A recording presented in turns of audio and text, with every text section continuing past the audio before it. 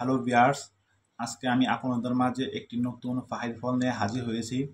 এটির স্থানীয় নাম হচ্ছে পিয়াল, ইন্দোনেশিয়া রুকিম বলা হয় এবং এখানে স্থানীয়ভাবে একে গরিবের আঙ্গুরও বলা বলা হয়ে থাকে। এটা দেখতে একটু কালো, স্বাদে একটু মিষ্টি এবং একটু টক এবং এটাতে প্রচুর পরিমাণ ভিটামিন সমৃদ্ধ। আমি এখন ওই ফলটি নিয়ে আপনাদেরকে কিভাবে খেতে হয় আমি আপনাদেরকে এখন দেখাচ্ছি। এভাবে হাতে তালুতে নিয়ে কিছুক্ষণ এভাবে ঘোরাবেন, ভিতরের যে মাংসপিণ্ড আছে এটা নরম নরম হয়ে যাবে। এরপরে এটাকে দুইটি ভাগে ভাগ করবেন। ভাগ করে এটার যে খোসাটা খাবেন না, শুধু ভিতরে এই অংশটা খাবেন। মাশাআল্লাহ, খুব সুন্দর স্বাদ, টক এবং মিষ্টি এই দুটার সংমিশ্রণ স্বাদ। আপনারা এই ফলটা ট্রাই করে দেখতে পারেন।